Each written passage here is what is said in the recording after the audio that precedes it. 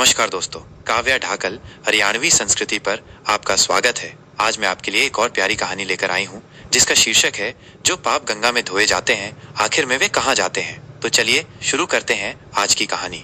एक बार एक गांव में एक महात्मा सत्संग कर रहे थे। तभी कहीं से एक चोर आके सत्संग में बैठ गया। महात्मा के सत्संग का इतना प्रभाव हुआ कि चोर को अपने बुरे कर्मों से घृणा होने लगी। सत्संग समाप्त होने के बाद चोर महात्मा के पास गया और अपने पापों के प्रायश्चित का उपाय पूछने लगा। महात्मा जी ने कहा, गंगा स्नान कराओ, तुम्हारे पाप धुल जाएंगे। वो चोर तो गंगा स्नान के लिए चला गया, लेकिन तभी वहां बैठे लोगों में से एक युवक खड़ा हुआ और बोला, महात्मा जी, आप कहते हैं कि गंगा स्नान से पाप धुल जाते हैं, तो इसका मतलब ये हुआ कि पाप गंगा जी में समा गए, मतलब गंगा जी भी पापी हो गई। युवक की बात का महात्मा जी के पास कोई जवाब नहीं था, क्योंकि उन्होंने कभी इस बारे में सोचा ही नहीं था कि गंगा जी से पाप कहाँ जाते हैं। आखिरकार इस अनोखे प्रश्न का उत्तर जानने के लिए महात्मा जी तपस्या करने लगे। कई दिनों की तपस्या के बाद महात्मा जी पर देवता प्रसन्न होकर प्रकट हो गए और वरदान मांगने को कहा। महात्मा जी ने कहा, भगवान, मुझे अपने एक प्रश्न का उत्तर चाहिए कि गंगा में धोया गया पाप कहाँ जाता है। देवता अपने में मग्न थे, उन्हें भी पता नहीं था कि गंगा में धोया पाप कहाँ जाता है। अतः देवता बोले, चलो गंगा जी से ही पूछ लेते हैं।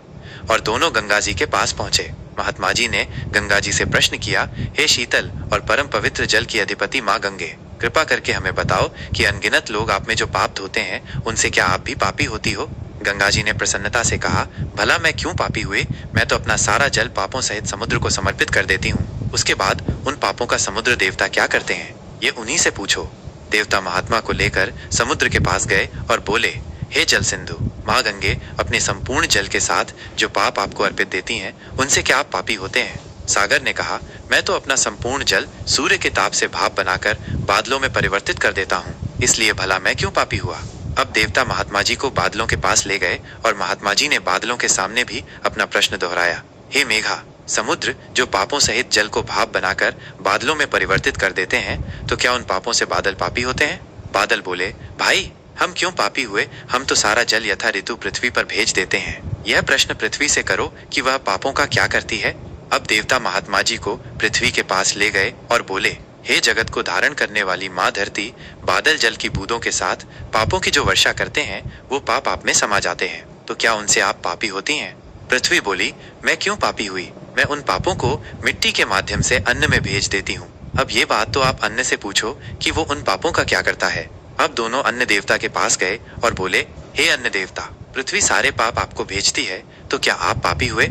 अन्न देवता बोले, मैं क्यों पापी हुआ, जो मनुष्य मुझे जिस मनस्थिति और वृत्ति से उगाता है या प्राप्त करता है, जिस मनस्थिति और वृत्ति से बनाया और खिलाया जाता है, उसी मनस्थिति और वृत्ति के अनुरूप मैं पापों को उन मनुष्यों तक पहुंचा देता हूँ, जिसे खाकर उन मनुष्यों की बुद्धि भी वैसी ही पापी हो जाती है जो उनसे उनके कर्मों का फल देने वाले कार्य करवाती है। शायद इसीलिए कहा गया है, जैसा खाए अन्न वैसा होए मन।